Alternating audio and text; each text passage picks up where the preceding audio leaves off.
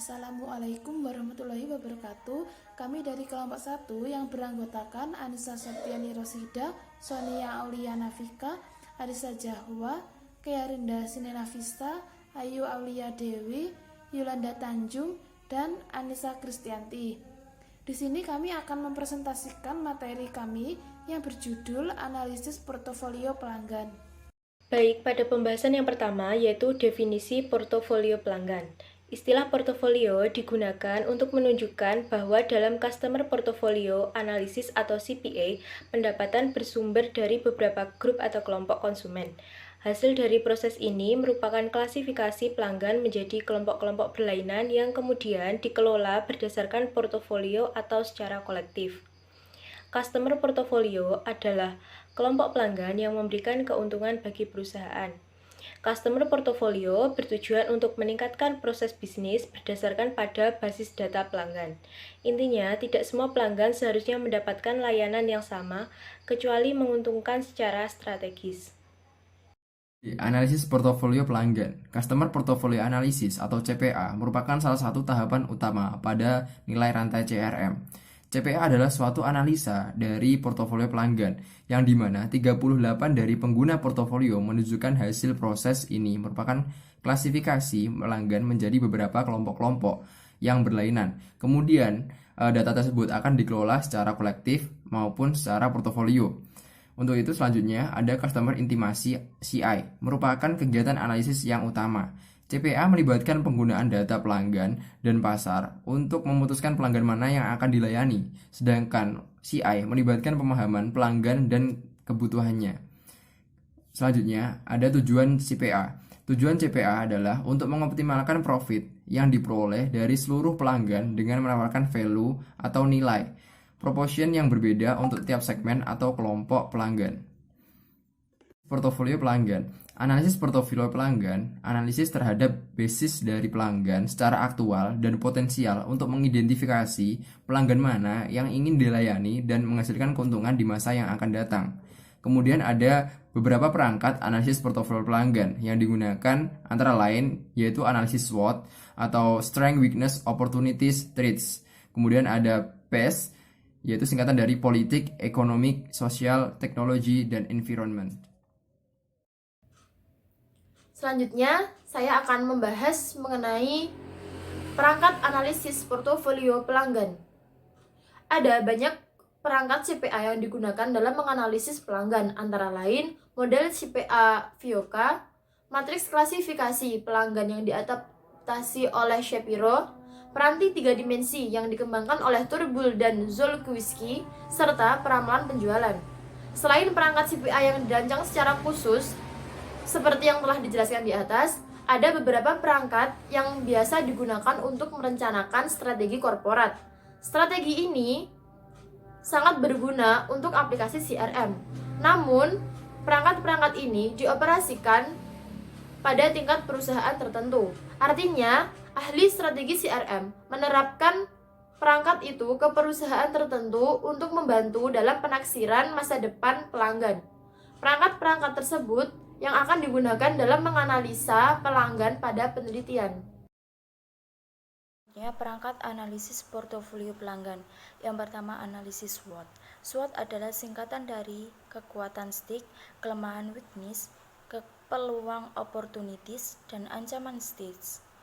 Analisis SWOT mengeksplorasi lingkungan internal S dan W dan lingkungan luar O dan T. Analisa SWOT berorientasi CRM akan mencari pelanggan atau pelanggan potensial yang muncul dari analisis tersebut. Pelanggan tersebut adalah pelanggan yang pertama memiliki kekuatan relevan untuk mengeksploitasi peluang. Yang kedua, mengatasi kelemahan-kelemahan dengan bermitra dengan organisasi-organisasi lain untuk mengambil keuntungan dari peluang. Yang ketiga, menanamkan modal dalam mengubah arah perusahaan untuk mengeksploitasi peluang.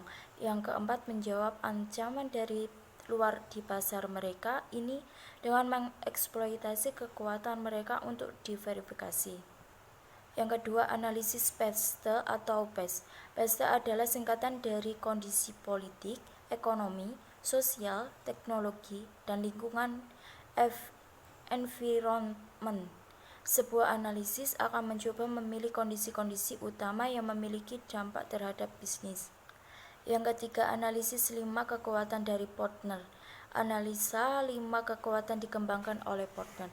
Portner mengklaim bahwa probabilitas sebuah industri sebagaimana diukur oleh pengembalian modal yang 40 dijadikan relatif dengan biaya modal yang ditentukan oleh 5 sumber seakan kompetitif. Kelima sumber itu mencakup 3 kondisi horizontal dan 2 vertikal.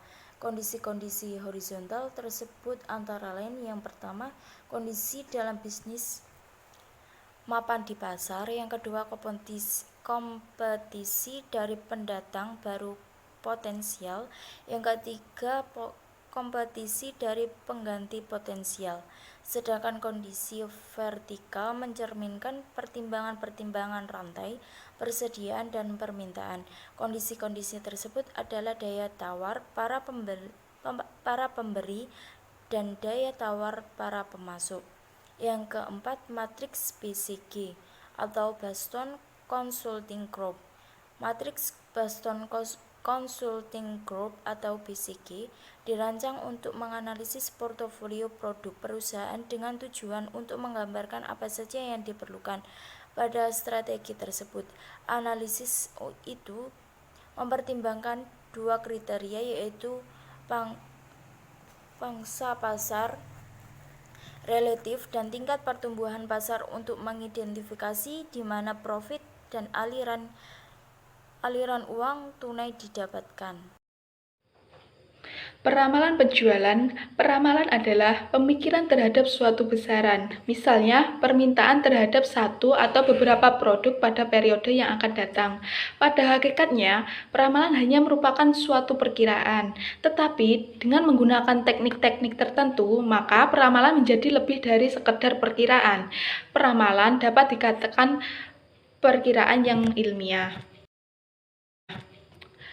Tahapan peramalan penjualan yang pertama yaitu perumusan masalah, yang kedua yaitu menyiapkan data, yang ketiga yaitu menetapkan metode peramalan, yang keempat yaitu menerapkan metode yang sudah ditetapkan, dan yang kelima yaitu evaluasi. Baik, poin E adalah strategi portofolio pelanggan. Nah, di sini ada 8 strategi. Yang pertama adalah protect the relationship. Artinya customer dapat menarik perhatian kompetitor.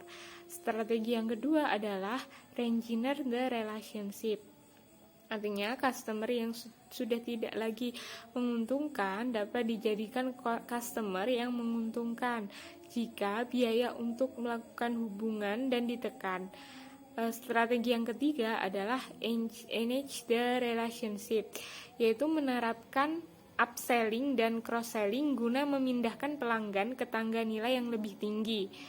Oke, lanjut ke strategi yang keempat adalah harvest the relationship.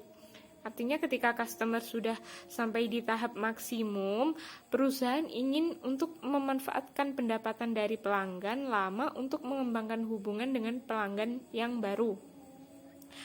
Yang kelima adalah end the relationship, yaitu jika memang customer sudah tidak lagi menguntungkan, dapat dilakukan pemecatan customer. Yang keenam adalah win back the customer, yaitu terkadang customer memilih supplier lain. Jika pelanggan tersebut memberikan nilai yang signifikan, harus ada strategi untuk mendapatkan kembali pelanggan tersebut. Ya, maksudnya kita tuh harus paham kenapa si customer kok sampai lari ke supplier lain. Oke, strategi yang ke-8 atau strategi yang terakhir adalah start the relationship, yaitu setelah mengidentifikasi pelanggan tersebut bisa memberikan value yang lebih. Sekian presentasi dari kelompok kami. Apabila ada kurang lebihnya, kami mohon maaf. Semoga bermanfaat. Akhirul kalam. Wassalamualaikum warahmatullahi wabarakatuh.